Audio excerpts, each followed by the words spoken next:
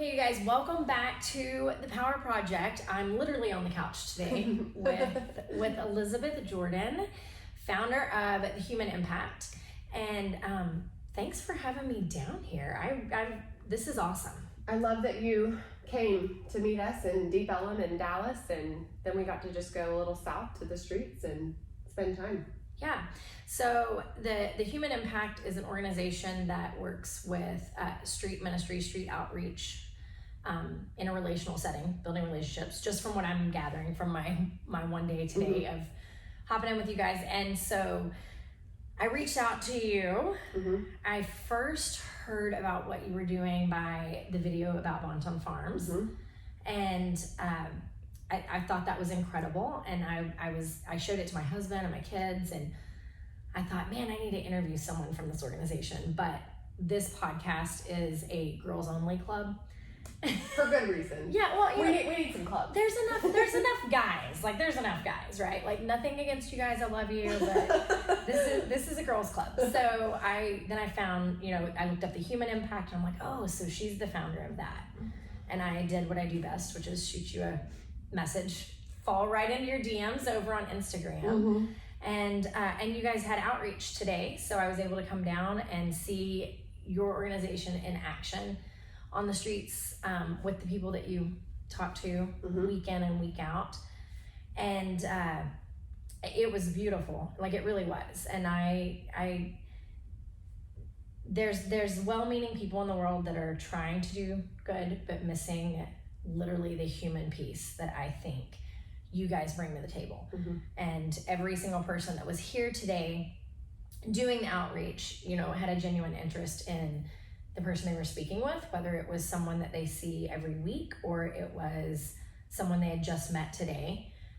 You guys do a really great job of just building that bridge and building conversation, building relationship. So tell me a little about the Human Impact itself. Sure. I think it's, what you hit on, the relational aspect. When I first started coming to the streets 6.5 years ago, I came with a lot of stereotypes and assumptions about people who are homeless. And very quickly, just as I was there on the streets, those assumptions got challenged. So like that people are lazy, just so many people who want to work and they have a part-time job and they can't get off the streets, or they have a full-time job that pays minimum wage.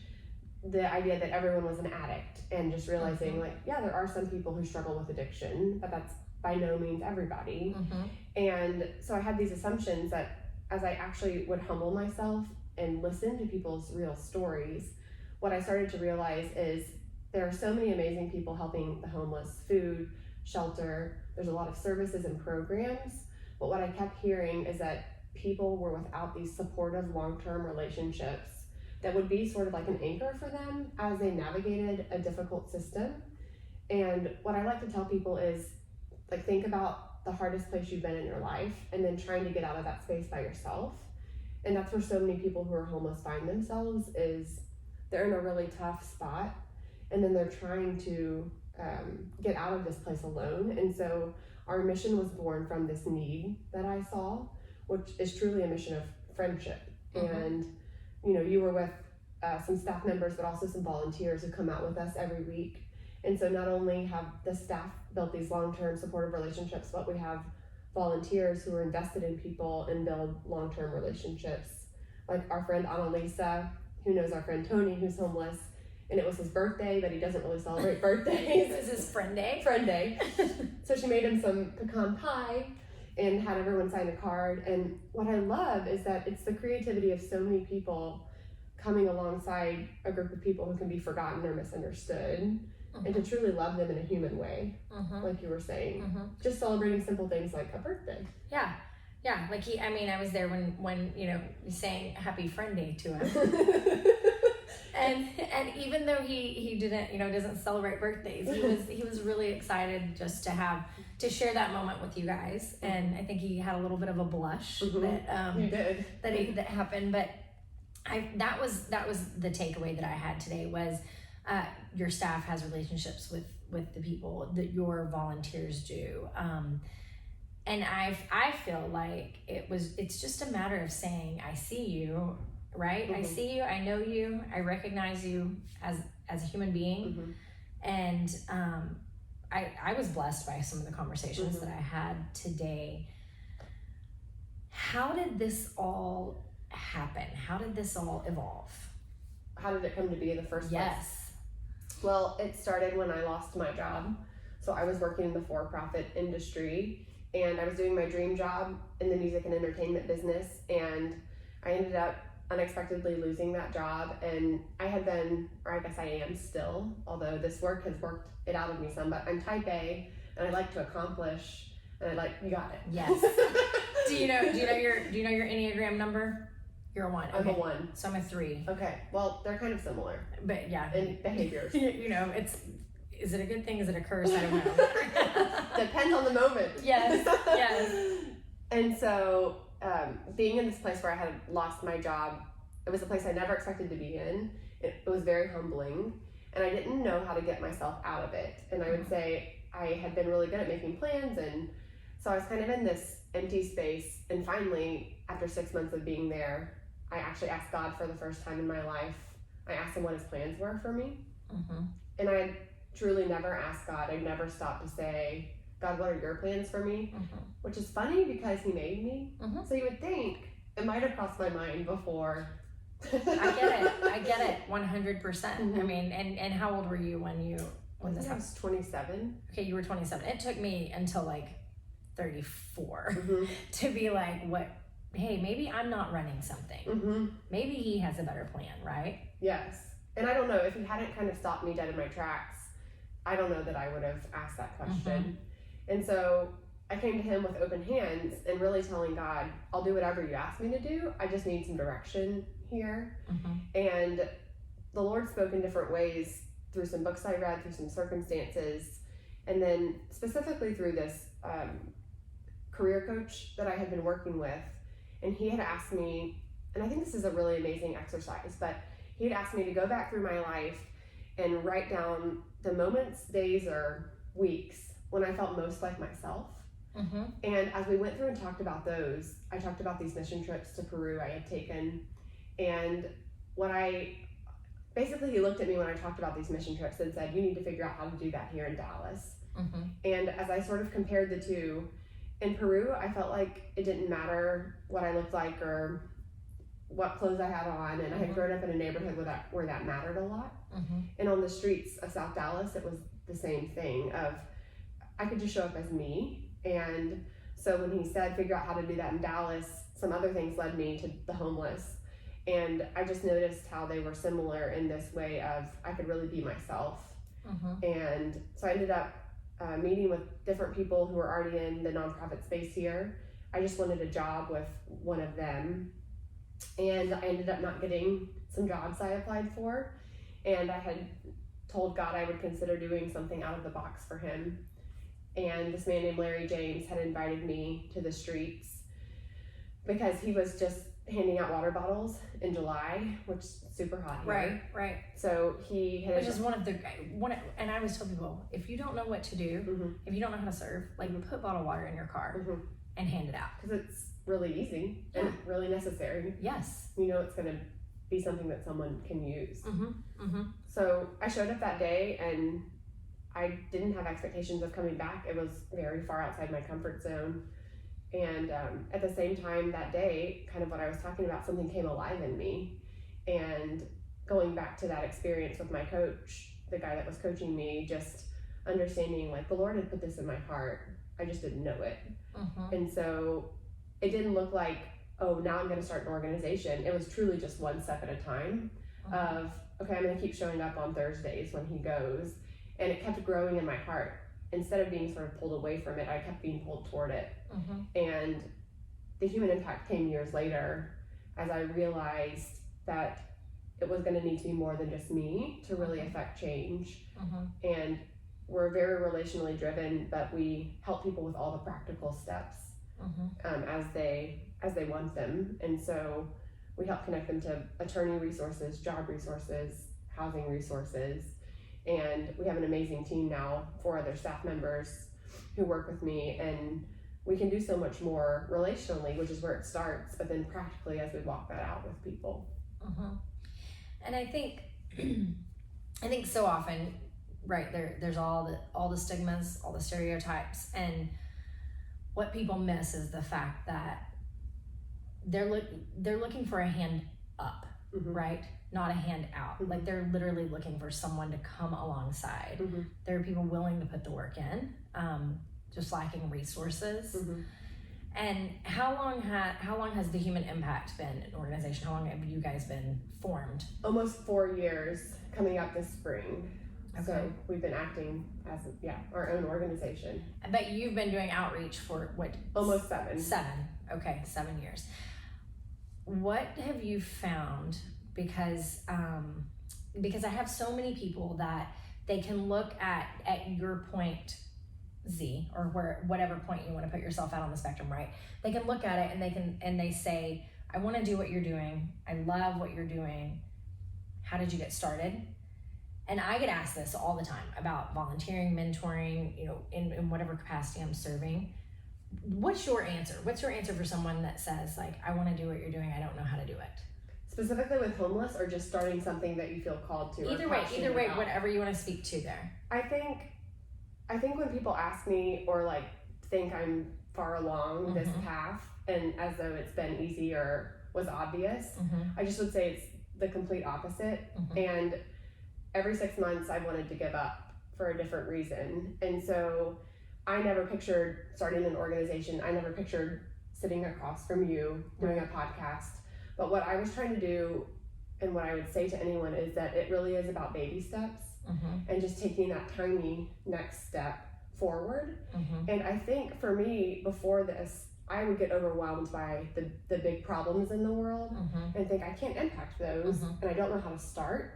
And I think what we're being invited into by God is to take small steps towards one thing, and not only towards that thing, but what I've learned again and again, because I haven't been able to be attached to whether or not someone gets sober and stays sober, or whether someone gets off of the streets and stays off of the streets. I've had to have a thick skin for setbacks, and so I think learning to love the one person that God puts in front of me today, instead of feeling like I have to change everybody, because I can't.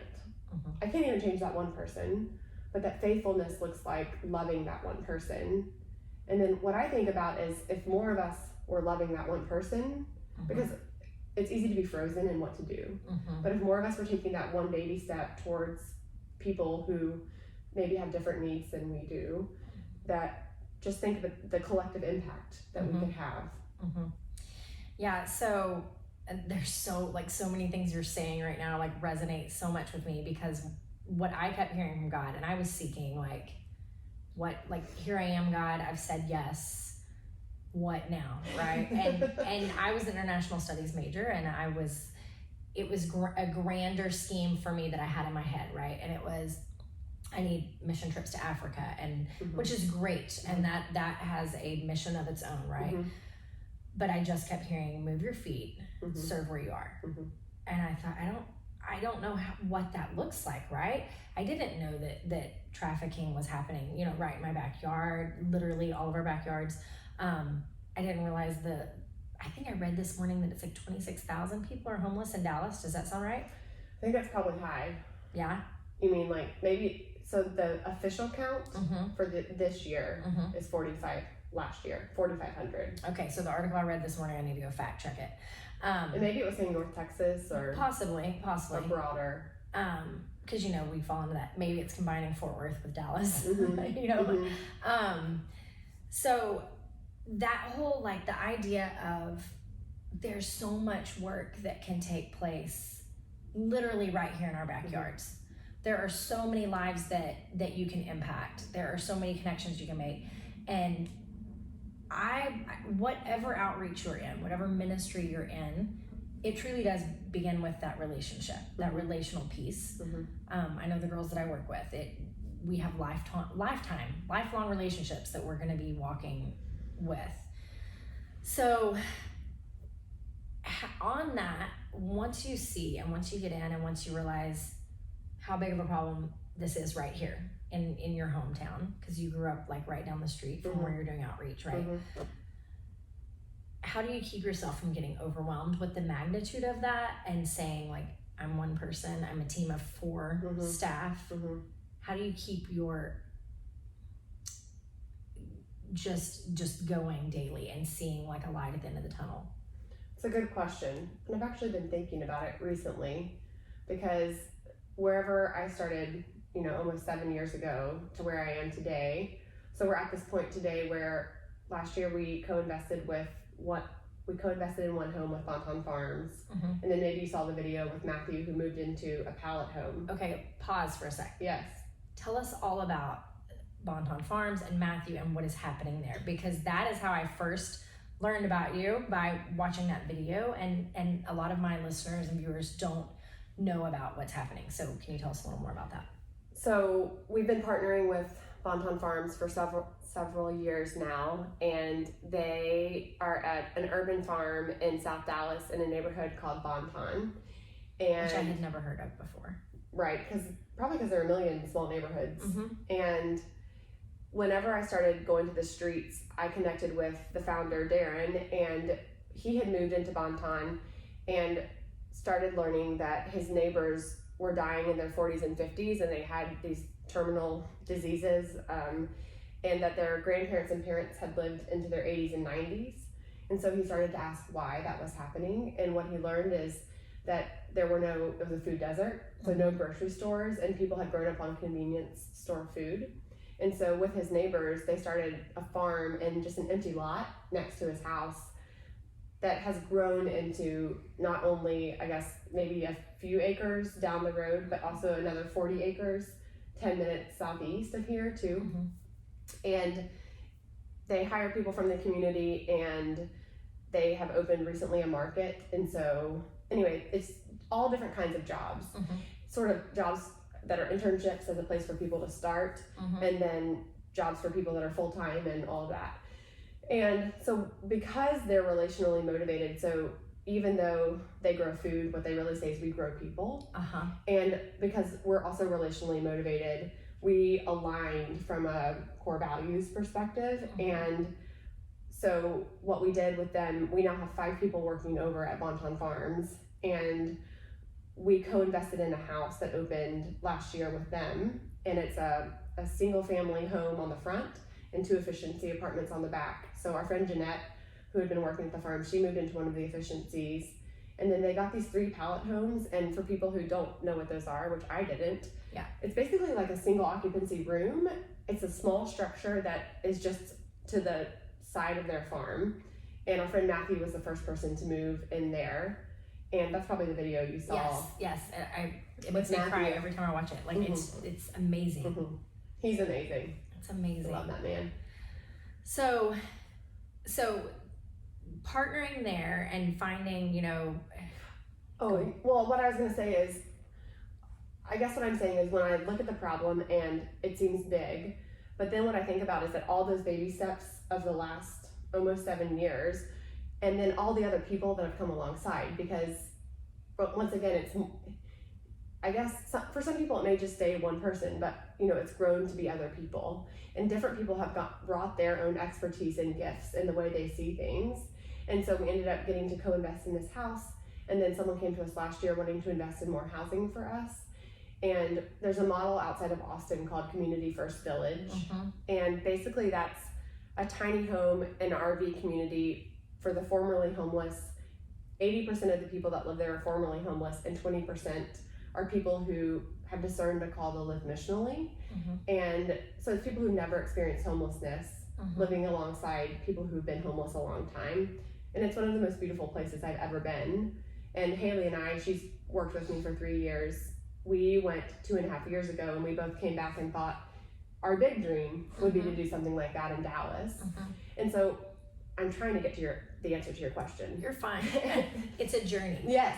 So the answer is, it is a journey, and I get to slowly see different pieces, almost like unwrapping a gift. I get to slowly see, like, it was one house we invested in. Now someone wants to invest in 8 to 12 more people. And then the dream and the goal would be that one day, maybe in 5 or 10 years, there's a 300 person community that like we could live in, and so many people that we've loved for so long could live in. And so what I think is so beautiful is that if we can truly attend to what is small and before us and be faithful to that, you know, things beyond what we hope or imagine can happen one day. But I guess if that becomes the focus, we miss all the people along the way. Like we miss all the relationships, and we can lose what it's actually about. So what I try to do is stay faithful to what is right in front of me and not get focused on what's not here yet. But also know that that could be a hope or a dream, and I can talk about it and know that at the right time that would come together.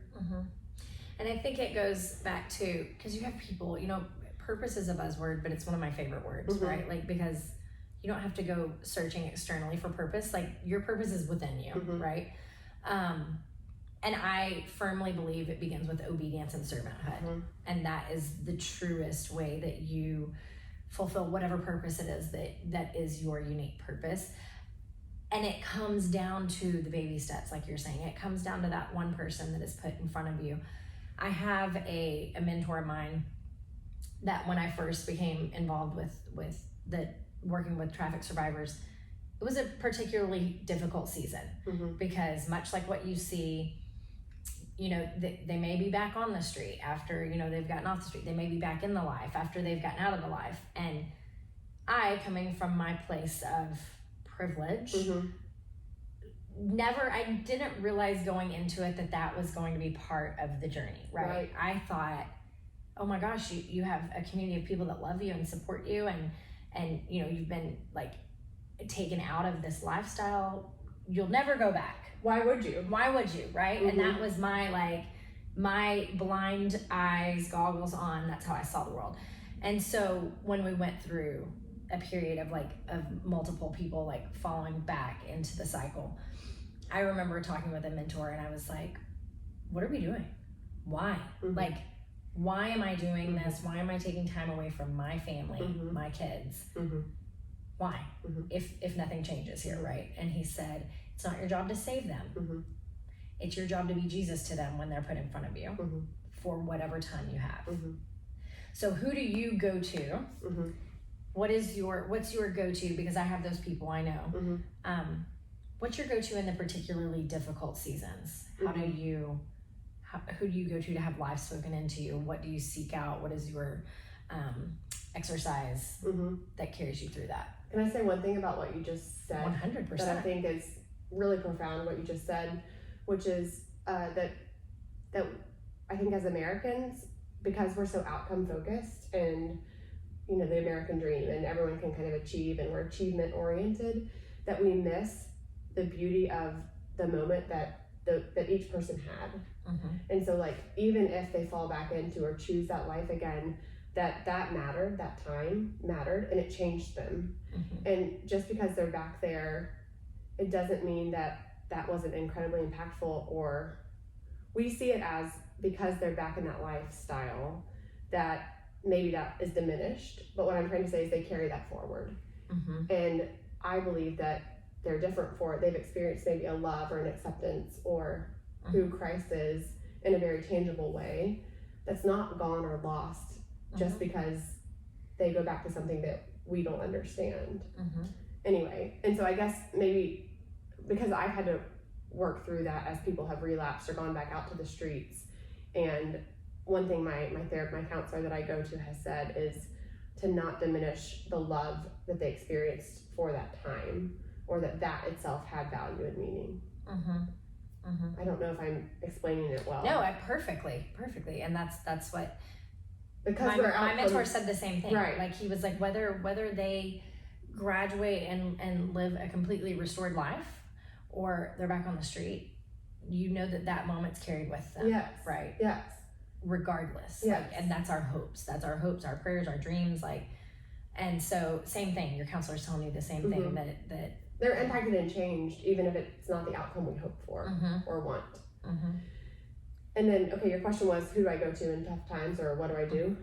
I would say probably first and foremost my husband, and we really fought for that because we've gone through some really tough times, but he is my rock, and he has, I guess, been a de facto COO for the Human Impact because our brains work very differently. And I'm like the vision future person, and he's the practical, how's this gonna get done? So he asks me all the annoying questions that are necessary. That's good. We need those people in our lives. How'd you meet your husband? On spring break in Destin, Florida. Oh, fun. Fun. And did he come along quickly to the idea of this work for your life? Before before this, I had a lot of different business ideas kind of back to back to back. So no one in my family believed this was going to stick. Okay. Because I was always having a new idea. And so they kind of thought, this is her week for the homeless idea. And so it took a couple of months for people to realize this was something different for me. And people were mostly afraid at first. But this is where he's really good, because I was naive and probably too trusting. And he was very much like, you can never go alone. You're never going after dark. He had all of these boundaries. And I needed someone at the time. I'd become much more street savvy. But he needed to sort of be that, help me with that in the beginning phases of the work. And yeah, so he's one person that I lean on. And then I have some dear friends who, those friendships have grown a lot over the last several years. I have an incredible counselor named Doug. We like Doug. He's awesome. Doug's awesome. He's who I needed for counseling because I'm a 1 on the Enneagram. And if you don't know what that is, it's a perfectionist. I didn't need someone who was going to give me a step-by-step process of like how to fix things. I needed someone who was going to ask me the more intentional questions that I was going to think about all week, and we're going to change me from the inside. And so Doug has been just the person that I needed through this journey. And then we have a small group through our church and have some older couples in it, and they really have loved on us and supported us. And then my family has been really incredible. So, and tell me a little about your family. You talk about your business ideas. Tell me a little about your background, your upbringing. Sure. I grew up north of where we are now. Okay. And it is a really affluent neighborhood. And I never had to leave that community growing up because everything's right there. Yeah, literally everything. Everything. And so, I was incredibly loved, but also I didn't really get to know or experience people who were different from me. And so I feel like I'm so thankful for my upbringing, and I'm so thankful now that I get other experiences and get to know my life is enriched by knowing people who have different cultural backgrounds, racial backgrounds, socioeconomic backgrounds. And I was for a while wondering what was the purpose of being raised in such an affluent neighborhood, because when I did realize how much need there was in our city, it was this moment of like, well, why didn't I know that before? And why didn't I do anything before? Kind of those questions. And what I realized is I did have more privilege than I needed. And the purpose of that is that it's not just for me. And so the purpose is I have network and connections and opportunities that, because of where someone was born different from me, or they might have been born in an impoverished community, or they didn't have the same opportunities as I did. And that's not fair or just, but part of working to make the world more just is me using those on their behalf, right?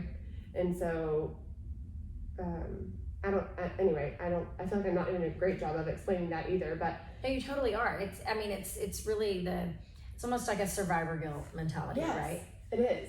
And okay, so that has given purpose to my own story. Yes.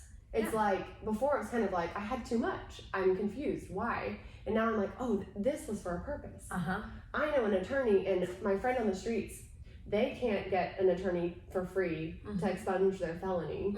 But we have an attorney on our board, and we're doing our first felony expungement clinic next month. Yeah. And so because of where I grew up and the connections that afforded me, we're able to open the door for more justice for someone else. Yeah. yeah, so it's made a lot of purpose out of. It makes it all make sense, It right? does. And I tell everyone, purpose is something you look back and your hindsight can say, this was for me. Yes. This is why this was. This is why, and we don't have answers to all of those things, like you and I talked earlier. But we can see so much more of our journey make sense as we see it play out. And I can be grateful for it too. And be thankful that, for the way that I was, even though it's different than other people, to appreciate that. Yeah, because I mean, there is a sense of like pushback, right? And I know I myself, and this was a question I was getting to with you. When I first was called into the outreach that I do, I kept thinking like, God, I lived a really great life, and I encountered no abuse, and I had a warm welcome, community around me.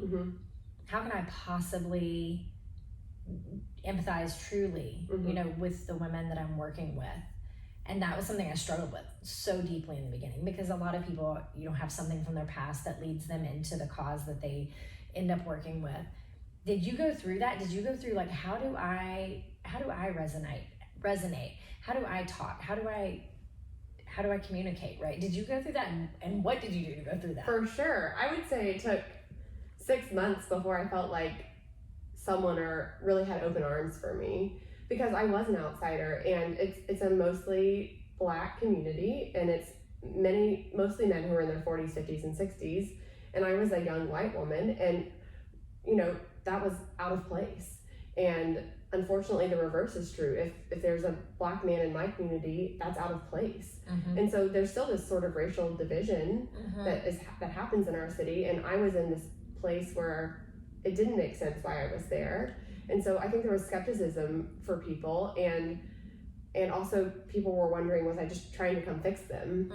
And so I had to back off of my own agendas and my own solutions that I thought I was bringing to the table, to really be a student of people who had grown up in poverty or who were experiencing homelessness. Because what I realized is, coming with a solution when I never experienced that is actually pretty arrogant of me. And so I quickly learned I need to lay aside what I thought I was coming to do and truly listen. And then this man named Sharon Brown, he goes by Mr. B.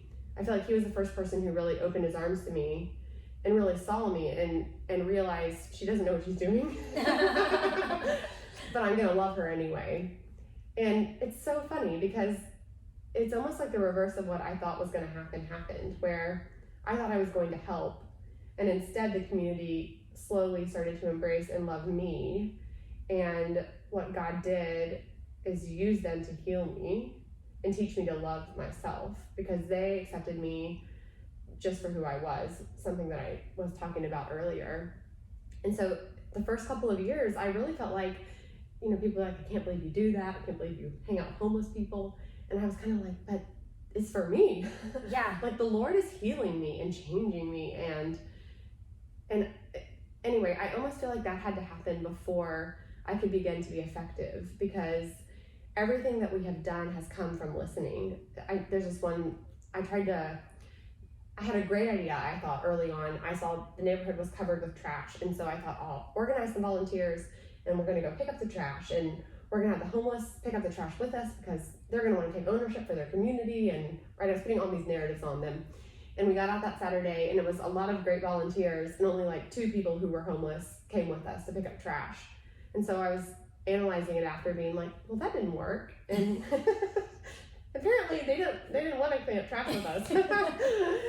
But it was this aha moment for me, and I had so many of these early on of, I never asked them what they wanted. Like, why don't next week we go out there and actually ask people, what do you want?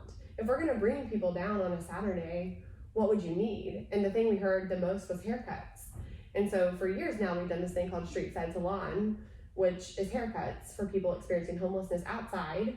We, crank up some generators, and we all share a meal together. So one thing that we do is we try to break down the dividing lines, and it's unconscious, but I think even when we're serving behind a table, there's a power differential that happens. Mhm. And so what we want to do is we want to have people who are homeless and people who aren't serving alongside each other, and all of us eating together. And at times we've had homeless stylists cut hair alongside people who aren't homeless. And so even in our events that we're doing, trying to break down those lines and just allow people to encounter each other as a fellow human being. I think that's awesome. I love the street side haircuts. Do you have, I was reading or listening or heard of someone that has like a mobile unit. Is that, do you guys have that? No? We don't. Have you heard of this? Do you know what I'm talking about? Like they have like a mobile salon that they go do like street side. And I'm not, is that in Dallas or? There might be one here. I think there's definitely one in New York City. I don't know exactly where it is. I know. I can't remember where I heard about it or read about it, but I was like, that is the coolest thing ever. Like, I want to find, I'm going to go find the founder of that. We'll interview her on the podcast. Perfect. Yeah. She's nice. Yeah. And so I observed today because in the capacity that I serve is a restoration piece, right? In an aftercare home. But I have, the majority of my girls have spent time on the streets, homeless in shelters. And so I really wanted to observe and take it in today and just see the interaction of you guys and your staff and your volunteers. And you, the first man that we spoke with today, he asked, what are you doing? What are you giving? And you said, well, I get a lot from my relationships here. I'm giving friendship. And I thought that was incredible. I thought that was so great. And everyone today was very warm and very friendly and very receptive. But how often do you have the pushback? How often do you have the ones that don't want you there? And how do you handle that? It's a good question. Initially it was 90% of the people held me at arm's length and didn't seem like they wanted me there, or were pretty suspicious as to why I was there. And I don't blame them looking back. And over time, because I've been going to, and now we've been going to the same neighborhood for almost 7 years, we aren't just known by individuals, but by the community. And so I do feel like there's like a big warm hug we get. Not every time we go out, but I feel like we are loved by people out there. And so, what was your question? When you have the ones that don't receive you as well? So then there's, I'll call him Joe, but there's this guy Joe who, he was in line for the shelter one day, and I'd seen him for many years, and one day he said, I want to work and I don't have any complicating issues and I fall through the cracks. There's help for people who have all these deeper issues, but I don't have them. And so I said, well, why don't we talk more about that? And our next step with people is we take them for coffee or lunch and we try to get more of their story and ask them what their own vision for their life is, and then determine what those obstacles are, and then tackle one at a time. And so he started coming, and one of his other friends started coming with him, and we've been meeting with them regularly and figured out that some of their root causes are legal reasons. And so we've engaged an attorney to work with us, or work with them to help address those issues. And that's kind of been our first step with them. But he's pretty skeptical still, and he is very impatient with the process, which doesn't really make sense to me because he's been out there for many years and we're just 3 months in and we are making progress. But there's sometimes no reasoning with people in general. Yeah. In general. Yeah. So with him, I just feel like he wants to be skeptical, and I can't convince him that we are making progress. And when I saw him out on Tuesday, he literally didn't talk to me, and it hurt. And it's weird too, because it's one thing, okay, you don't want our help, I understand that, but I'm still a human being.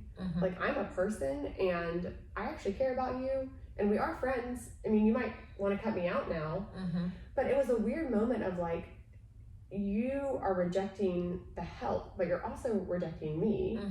And so that's painful still, because we are so relational, and I truly care about him, Joe, who's not really Joe, but I truly care about him, and I want him to know he's loved, and that we're willing to be his friend, even if he doesn't want to walk this path with us. But I guess an imagination I can have for him that I couldn't have with people at the beginning, because I've seen this story play out, is even though today he may not be talking to me, we'll stay consistent, and we're going to continue extending love to him. And he can choose to reject it as long as he wants, but I often see people's defenses wear down after a certain amount of time. And so I know the story isn't finished. And it's sort of like with relapses. When people used to relapse, it would be so heartbreaking and devastating, and kind of that question of, why am I doing what I'm doing? It doesn't work. Or it works for a time and then it doesn't work. But I've seen enough of those stories play out to know that the relapse is only one point in that person's story. And so with my friend Joe, I have this imagination of, okay, you're angry at me today and you're rejecting me today, but I have a picture of 3 months from now. Maybe you're sitting down with me again and you're in a different place. And maybe he's not. But I can know that this tiny moment, even though it does hurt right now, it's not the end of the story. So your kids are younger. I kind of look at it like teenagers. Okay? This Which we're not there. I'm like, wait, this is making sense to me. Oh, that's cool. Because you're going to love them, like, even when they are mad at you. Yes. Even when they behave really poorly. Yes. Even when you know that you've taught them better, right? You're still gonna love them. Yes. And the hope is, and I think, I don't have daughters, so I think about like my dad and myself, and literally we would have been fine if we didn't see each other for several years when I was a teenager. But so I tell all of my friends with teenage daughters, they're going to love you again. I promise you, like that, they're going to come back. They're going to remember what you've done for them. So you kind of have to look at it like with a teenager, right? Like maybe the relationship comes back and it's great. Maybe it's a little fragmented, but this is the season that we're in, and you're going to love them and you're going to show up regardless of, because you can't change his behavior. You can't make him receive something he doesn't want to receive. No. And I think I've also grown though, because I would have felt like I didn't know what to do in that space, but I think I've grown, and I would call it maybe thicker skin. First of all, I'm more savvy on the streets, and I can discern better, like what people are really wanting or asking. So that's one thing. But this thing is, this guy Joe, in the past I would have not known what to do with it. But the next time I see him, if it's the right time, and maybe it won't be, but I'm gonna say to him, hey, I'm still a person. And like, it hurts when you don't even say hi to me. And he may be a jerk then too. I don't know. But I am going to take that next step and try to remind him, he may not want my help, but I'm still a person and I still have feelings. Like I'm just like him. And so I'm interested to see where that interaction leads us. He may further reject me or ignore me, or maybe that will impact him, but that's something I need to share with him. I need to tell him, like, I hurt when you don't treat me like a human being. Well, and I think that's how you forge a true relationship, right? Because it's kind of that story about that I've heard where there were these two women, and one woman was helping the other, and she was always there for that one. And then one day the woman said, are we friends? Because you don't ever share your pain with me. You know, you're here to help me, but you don't share your pain with me. I didn't know we were actually friends. Wow. And so I think that speaks volumes of your growth in your journey, building relationships. Yes. Because I would be like, okay, Joe doesn't want to talk to me today. Like, it hurts my feelings, but I'm not going to tell him my feelings are hurt because he's on the street and I have a house, right? Like, that would be in my mind. Right. That I don't get to tell you that you hurt my feelings. Right. But I think that's where your true bond, your true relationship and is that's formed. Yes, and you know, because people who are homeless are used to being treated a certain way, that's surprising to them too, I think often. But what you just said, because it's oftentimes people of privilege coming to serve the homeless, we don't know we can relate to them in such a human way. And so getting to do that teaches them something about me too. And you know, people sometimes when we go down there, if they don't know us, they'll basically say like, what are you here for? Or what are you here to give me? And that, what you mentioned earlier, what I like to say is like, I'm not only here to give, but I'm here to receive. And we all have something to offer. And I think people who are homeless are so used to being the recipients of things. And just this reminder, and some of them know it, but maybe some of them have forgotten, but you have as much to offer as I have to offer, even though it may look different right now. You may be resource poor, but when I first came to the streets, I was spiritually poor. And so there's a spiritual depth to so many of my friends on the streets that I never expected. And one of the things that still it really does still stop me in my tracks because it's so sincere. Is I'll see someone out there and I'll say, how are you doing? And they'll say, I'm blessed. Like, I'm blessed to wake up today, or this is what God did for me. And it humbles me and it challenges me every single time because they have nothing and they should be angry and cursing God. And I have seen people with more than they could ever want or need, and they're still hungry for more. And what it's taught me is it really isn't what we have, it's how grateful we are for the gifts that God has given us. And I know it's this kind of buzz thing of practicing gratefulness, but I've had 2 miscarriages, and in my first miscarriage, I was in this really low place, and I had a friend talk about practicing gratefulness. And so one of my practices in the early grief cycle was waking up every day and telling God 10 things I was grateful for. And what I realized is how much it changed my perspective, because it kept me from focusing. What had happened is the loss had become so big, but what it did is it didn't take away the loss, but it helped me realize how many good and beautiful things were still in my life and how many gifts were still in my life. And the homeless have been the people that have probably taught me that the most, because they choose to focus on, most of them choose to focus on the good and beautiful things God has for them. And they have so much to offer us there. I think gratitude is huge. I mean, and I don't care if we call it a buzzword or what, 100%, like that's what keeps everything running. And that's what keeps your focused.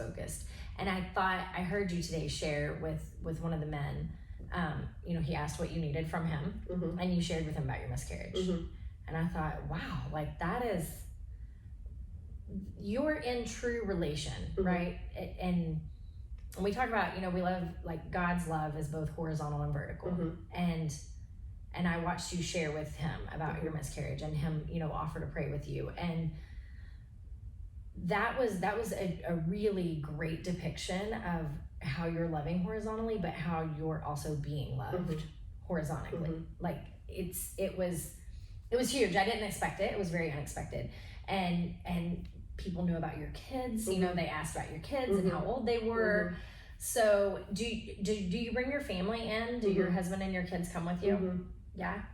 And do you get, what does the rest of your family have to say about that? Is everyone like, at this point, are they just like, that's what Elizabeth does and we're good? Or my family's all in, so like they're good. There are people in my community of origin who still don't understand, and even like chastise me, like when I was pregnant, like I'm risking my child's life or my children's lives when I go to the streets. And I guess I thought a lot about that, and I thought a lot about protecting myself and my children.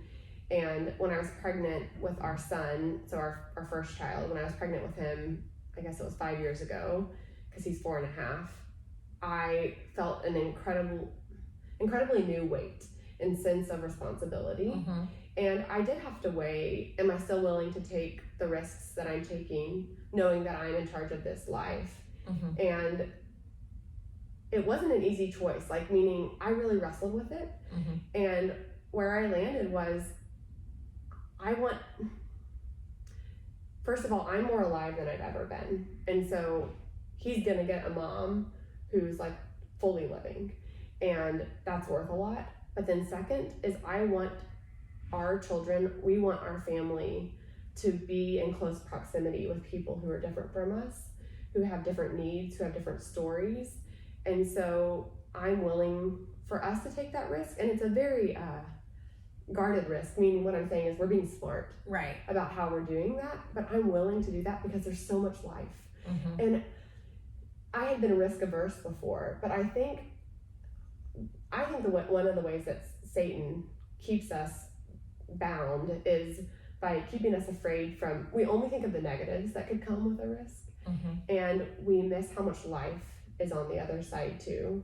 And so I have such an enriched life, and my kids have such an enriched life, and the joy that they give my friends on the streets, and almost like the ownership they feel for my kids too. Our daughter turned 1 on New Year's Day, and just getting to share that joy with them and show them a picture of her. And anyway, they followed her, and our friends over at Bonton Farms being like, you've got to bring her back down. And so I guess you're hearing my own journey, because I think people just assume that maybe I haven't thought about it, or when there's that criticism, and it's like, no, I've thought a lot about it. And I don't think there's an easy answer, but I know that I want this life more than the one I had, and I know I want it for our whole family and not just for myself. No, I think that's solid. I mean, really solid, because I had trepidation and hesitation going in, because I thought I have young children, and there was fear. There was fear of, am I introducing my kids into a life? Am I bringing risks into the life that don't need to be brought? And at the end of the day, if we really truly want to impact societal change, it can't end with you. It can't end with me. It can't end with an organization. It has to be carried generationally and passed generationally down. And the same way that we were taught to stay in a box and stay away from the scary things, we have to teach our children to take part in the vision, right? And 100%, it's a family mission in our house. And like you said, we're smart about it. We're not going to put our kids in imminent danger. No. But I think it's all part of that relational piece. And you couldn't do what you're doing without your husband's support and without your kids' involvement. And also, the other part of me says, if this is the purpose that God's placed on my life, and this is what he's put in my soul, how could that be a piece that I don't share with the ones closest to me that I love the most? Right? I don't think you can, and be authentic to who you are. And just think about the legacy that you're building for your children, that they get to grow up knowing a world where people are from all backgrounds, and they get to have friends that don't look like them, don't live like them. What do you most hope what is the greatest lesson that you want your kids to know in life? Wow. The greatest lesson.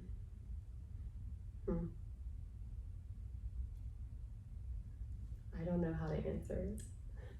The greatest, the greatest takeaway, the one thing you want them to remember about. Related to my work? Either way, like work, life, family, love. Well, I now also have a spiritual director. And I was just not only a counselor, but a spiritual director. I need a lot of help. You have to. You have to. But I was talking to her today, and one of the things I want my children to most remember about their upbringing is I want them to remember that we played. And I think that's really specific to my personality type. Once again, the perfectionist type, because if I get lost in that world of perfection, I can miss the moments of play. And so I want them to remember that I got down and dirty with them. Like, I got on the floor. My son and I, we walked to a lake near our house yesterday, and we got there not by way of the road, but by way of the ravine, because he saw the ravine, and it was amazing to see that through his eyes. And so that's what I want them to remember, I guess, sort of internally from a home perspective. And from a bigger perspective, even related to my work, I think I want them to know that following that purpose that is within them is worth the risk, so that they would not let fear drive them or prevent them from walking out that purpose that God's put in their little bodies, and that they would know that fear is part of the journey, and that they wouldn't let all of the fear, all of the risk, all of the negatives maybe outweigh pursuing that purpose for which they're made. And that they would see my husband and me being willing to take risks and do things that are out of the box for us, and they look very different. Because he's in the business world and I'm in the nonprofit world, we have very different callings on our lives. But that they would get to see that it doesn't matter if you're called to one space or another, there's not a better or worse, but are you willing to take those chances and continue to pursue that path no matter what comes. I love that. So that they would be brave and courageous people. Love that. And that the risk is worth it. The risk is worth it.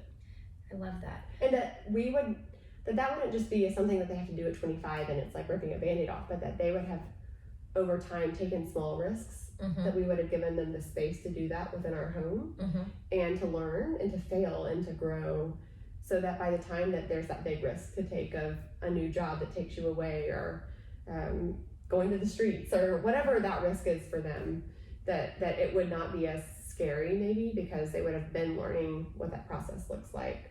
You said earlier that you were typically like risk averted. Yes. So was I. I was safe bet Sally. Yes. All my life. And I'm curious because my husband is the risk taker of the family. So is your husband that way? Does he like pull that out of you? No. No? He's not a risk taker. No. Okay. I mean, in certain ways, like he goes skydiving and no thank you. No. No. And he likes roller coasters and no thank you. So, I mean, in certain ways, he's more that, I think. But I think we're both, he's, sorry to keep going back to the Enneagram, but he's a 6. And so we don't apologize for the Enneagram over here. Okay, good. We are thrilled to know that God created us this way for a reason. He's a 6, and they can be worst case scenario thinkers. So he's always thinking through what might go wrong. Okay. So it's been beautiful to watch him grow in his own purpose and be willing to take risks himself, because that is really him pushing back against, some things that are natural to him that he learned to cope. Yeah. And so I've been amazed to watch him in his own way take his own risks. Yeah. And step out in faith. Yeah. And the beauty that's come from that. Do you have any upcoming risks you have to take this year? Oh, great question. Yes. I think the big new things we're doing this year feel like a risk, like our first felony expunction clinic next month, because we have these attorneys who are going to jump in, and I think they can do like 20 in one, or begin the process for 20 in one night. Wow. And it's like, well, what if we go to the streets and only one person wants to do this? And so I think it's this thing of, we go for the one, but it's sort of this fear thing of, wow, we have all these people behind us, and what if we can't deliver? What if I have all these resources and I don't? Exactly. Yeah. And then I think getting to walk alongside these real estate developers who are wanting to do a bigger housing development, that feels like risk, because we've never done something on that scale before. And I have become very comfortable with what I would have used to termed failure, because, like, let's say the felony clinic, only one person shows up that night and only one process is started. We're always doing sort of a post-mortem and asking the questions like, what could we have done differently? Or like, maybe what could they have done differently, even though we can't control that, just sort of assessing what that is. And we get to do something different next time. So once again, it's this idea of playing the long game. That may be one person for the first felony expungement clinic, but maybe next time we tell them 3 months early, and they've seen one person who's actually had their felony taken away. And so then next time 15 people show up. And so I know that we're going to trip up along the way, and that things aren't going to go the way that we hope or want, but that it's not about that specific moment. What can we take away and learn from that to make us better for the future? Yeah, so I think that failure is something that, like, so many people are so afraid of. And I wish that we could just rename it. Like, I wish we could just rename it like a learning lesson. Or if someone just wants to come hang out with us. Yeah. You just want to get out of your system. Because I feel like failure is just so common to our experience. You're right, it doesn't even feel like failure anymore. Yeah. Not in the way it used to hold. Failure used to hold all this weight and this negativity. And now it's just kind of like, in some way this is going to fail. It's not going to go the way I hope, but I'm going to learn from it. And we're going to grow because of it. And it doesn't scare me anymore. Yeah. And that's a lot to be said for a 1 on the Enneagram. A lot. Like, huge. A lot. I know. If I've grown no way in life, I've learned how to fail really well. Yes, Yeah. you're a really good failure. This has been amazing. Thank you so much, Brandy. I've appreciated your time. Same. And for anyone that wants to be involved, follow along your story, however, like, let everyone know how they can contact you, find you, get involved. Sure. So we're called The Human Impact, and our website is thehumanimpact.org. And there you can subscribe to our blog. We send stories out every week. You can follow us on Instagram, The Human Impact, there too, Facebook. And Amanda, she's our storyteller, so she's pushing out content consistently. If you're in the Dallas area, we'd love for you to come join us on the streets Yeah, it's not hard. It's really easy. Show up at a coffee shop and you go out and hang out with people. So any way that anyone would like to get involved, we'd love to have you. And your website, did you give your website? Yes. Okay. And the Instagram again? It's just The Human Impact. Okay. And I'll put all that in the show notes so that everyone can hang out with you and follow you. And I'm going to keep following you. Thank you for this, and thank you for coming with us. It won't be the last time. That was really special. It was good. So come Thank again, yes. I will. Thanks.